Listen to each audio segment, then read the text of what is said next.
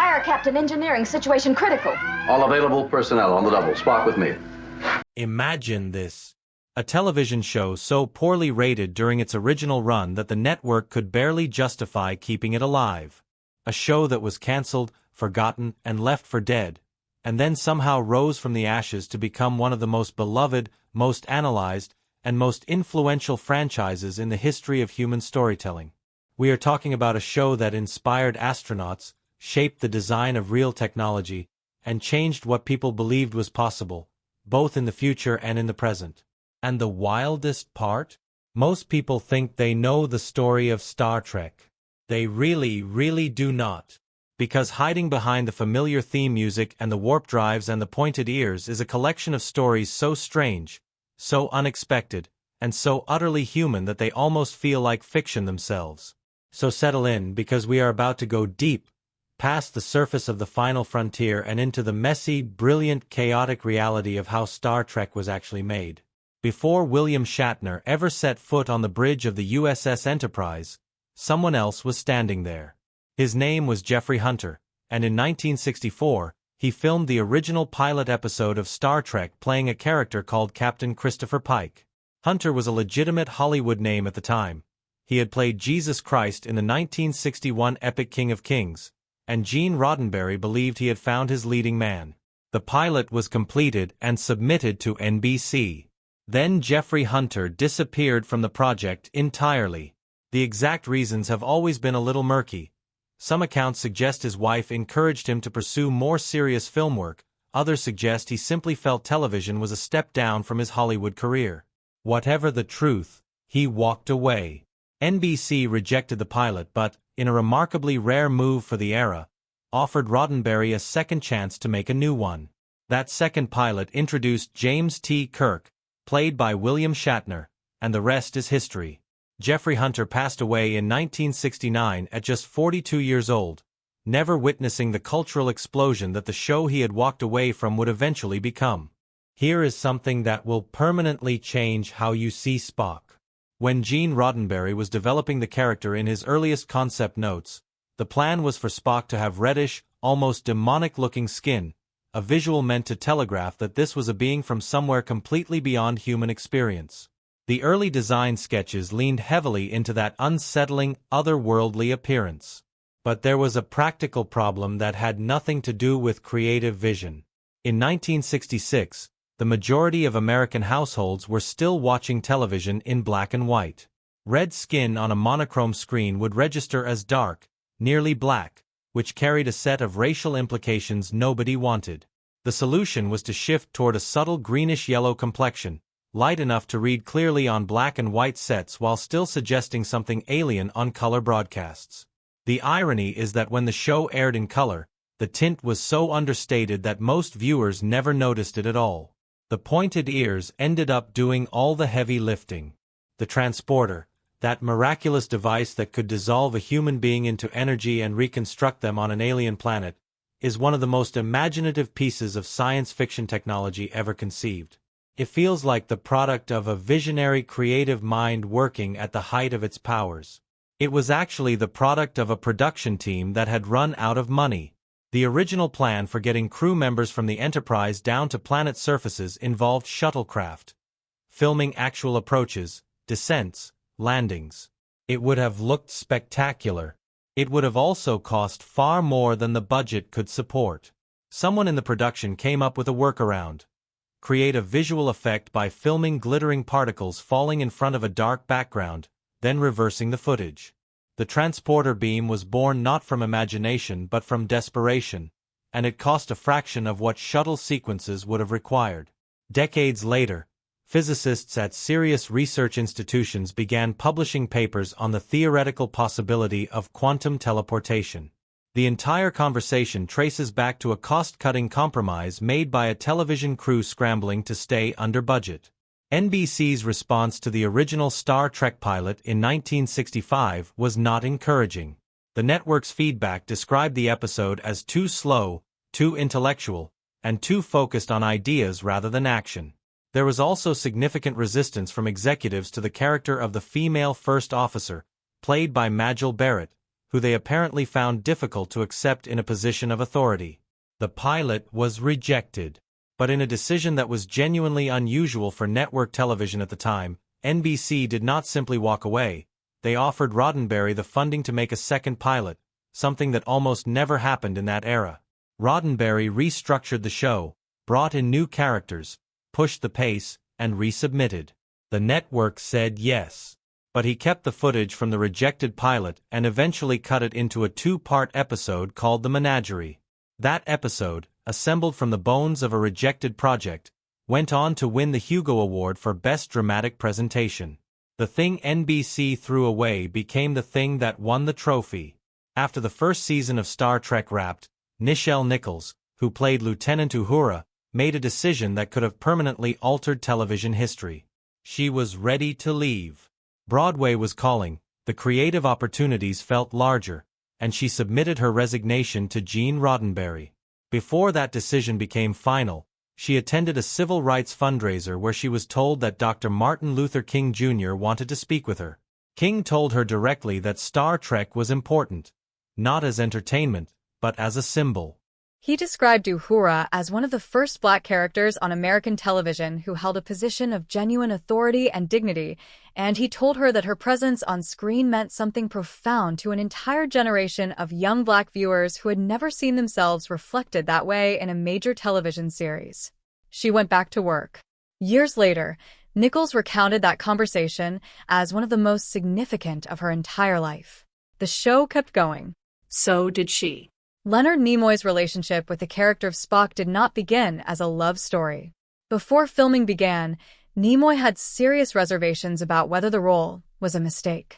His concerns centered on the physical appearance, the prosthetic ears, the alien features, and the fear that audiences would respond to Spock as a monster or a freak rather than as a character worth caring about.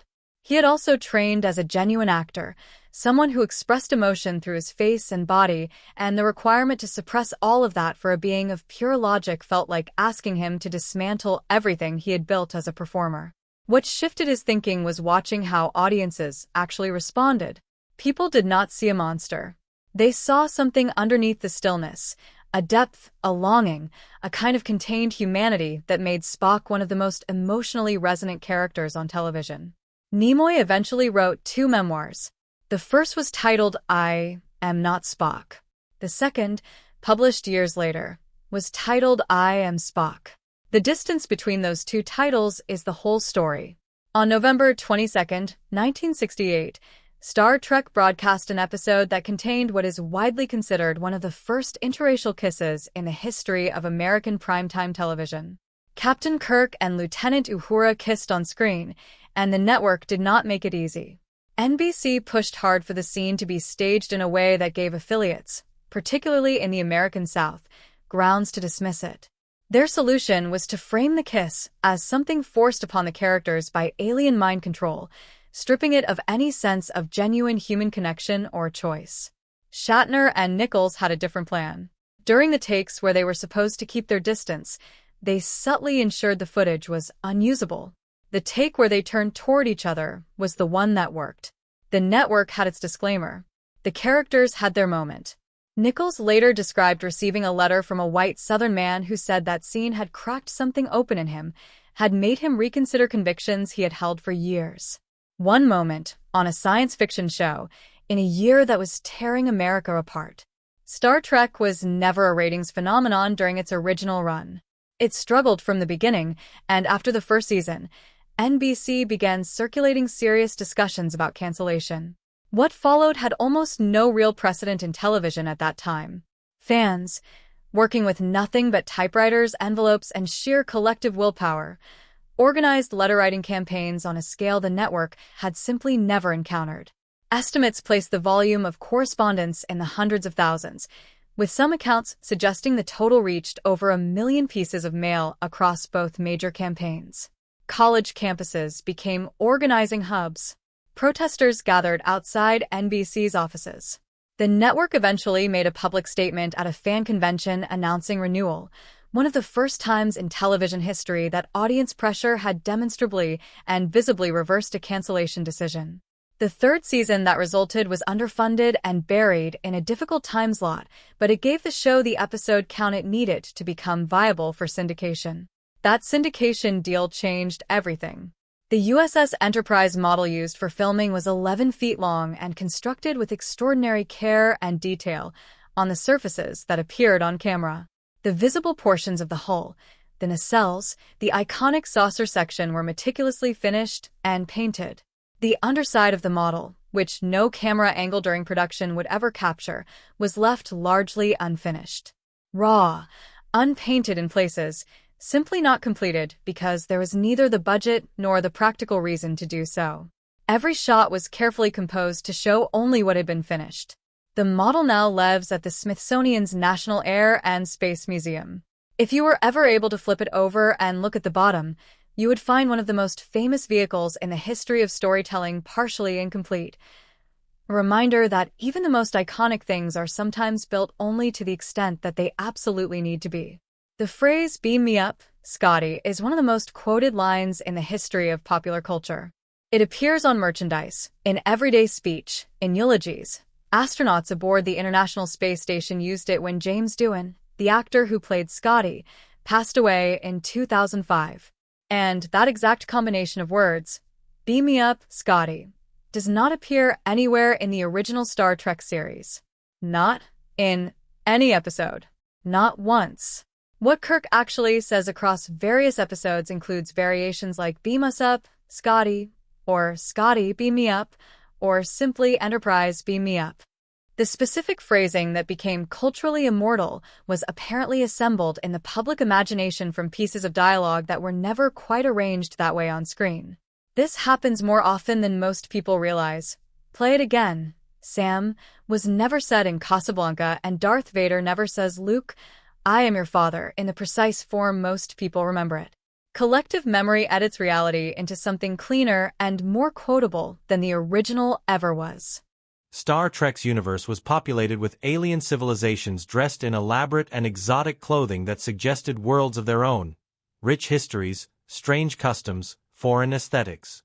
A significant portion of that clothing was borrowed from studio warehouses filled with costumes from completely unrelated productions.